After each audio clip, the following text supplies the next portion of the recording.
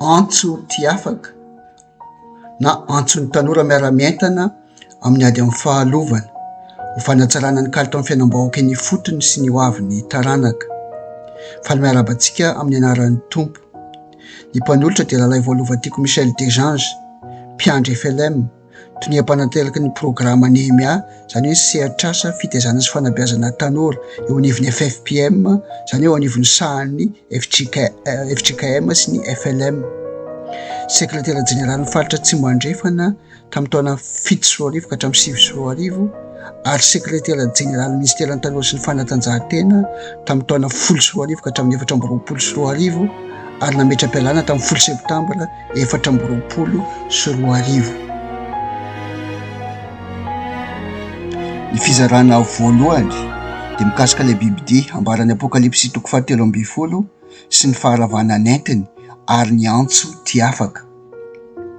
Nanomboka tamin'ny volana Jolay 2024 ny tenako tamin'ny fampianarana voatokana ho an'ny tanora tao Ambohitrandriamanitra tao amin'ny toby lehibe Akarmalaza no nanomboka nampianatra mikasika ilay tambatra maizina sy miafina na système occulte et secret teo anivon'ny sahan'ny FLM sy ny fiangonana Rahavavy.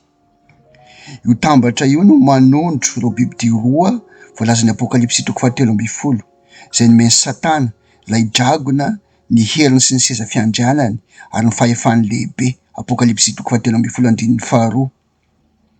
Ny famantarana azy voalohany dia tia fahefana sy tia voninahitra izy ka hiankohaka eo anolohan'ny olona rehetra ambonin'ny tany apokalipsy 7:9. Ny famantarana azy faharoa dia mpandainga izy, feno lainga sy fitaka ny molony ary mamitaka izay monina ambonin'ny tany apokalipsy 7:14. Ary ny famantarana azy fahatelo dia tia sary sy fanehoana an-tsary na visuel izy mba hanisy aina sy ampiten'ny sarin'ny bibidia mba hoentiny mamitaka apokalipsy 7:15 tapany ahy. Ny famantarana azy fahaefatra dia tsy azo toerina ary tsy refesy mandidy izy ka hampamono izay rehetra tsy mety miankohaka eo anolohan'ny sarin'ny bibidia apokalipsy 7:13-15 b. Ary ny famantarana azy fahadimy dia ho feheziny sy ho bodoiny tanteraka ny toe-karena sy ny vola ao amin'ny firenena apokalipsy 7:11-15 sy 17.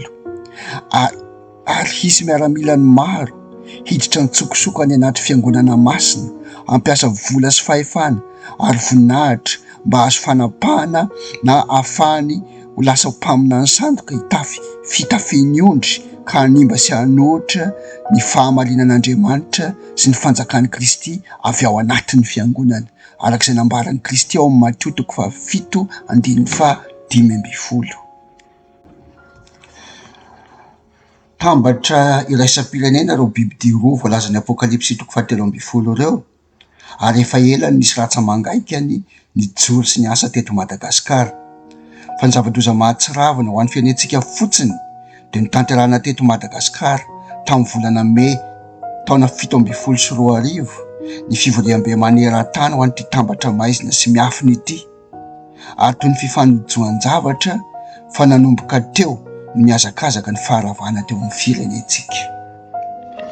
Nanomboka ny taona 2012 dia lasa ny vavahana sy nasandratra avo dia avo ny marika na ny isa na ny chiffre 13 na chiffre 13 izay isa manondro ilay bibidia tondroin'ny apokalipsy 7:13.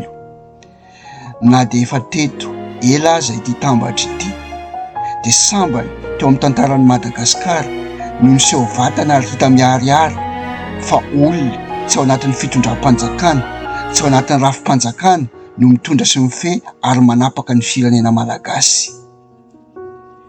Efa nisy ihany ny fijanganjangana teo Madagasikara teo amin'ny sehatry ny fitondram-panjakana fa sambany teo amin'ny tantaran'ny fiainantsika no lasa tafalatsaka lalina ao anatin'ny Sodomita sy ny fahavetavetana mamoa fady antony nandravan'Andriamanitra ny Sodoma sy Gomora hatrany anatin'ny rafim-panjakana isan'ambaratongany.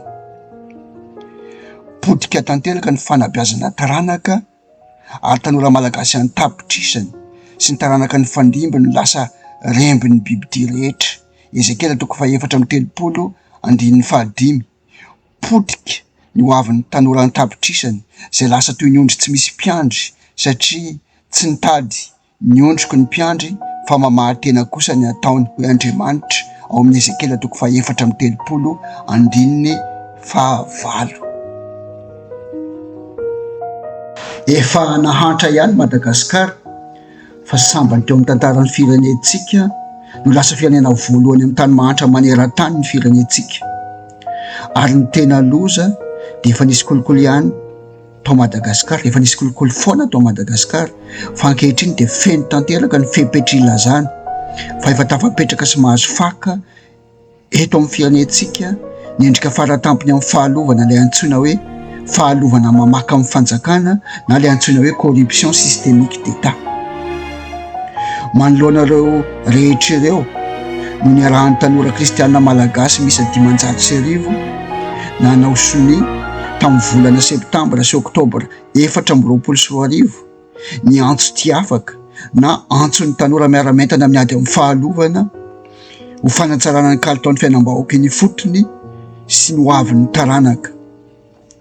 Antso miatefa amintsika tanora malagasy zay miisa mihoatra ny 12 tapitrisa sy ny hery rehetra ao anivon'ny fiainana ray manontolo ka indramantsika ny antso nataon'ny Nehemia tamin'ny zanak'Israely manao hoe: ianareo mahita ny fahorintsika fa rava Jerosalema ary nidoran'ny afo ny vavahadiny, ko andeha isika nangana ny mandran'ny Jerosalema mba tsy ho latsa intsony isika.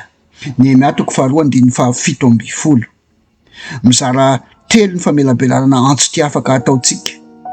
Hoy toy ity fizarana voalohany ity: ao amin'ny fizarana faharoa isika no iresaka ny fampahafantarana ny tanora ny fahalovana mamaka amin'ny fanjakana zay loza mahatsiravina miatraika amin'ny toe-karena sy ny taranaka amin'ny fandimby na le antsoina hoe corruption systémique d'État, une hécatombe économique et intergénérationnelle.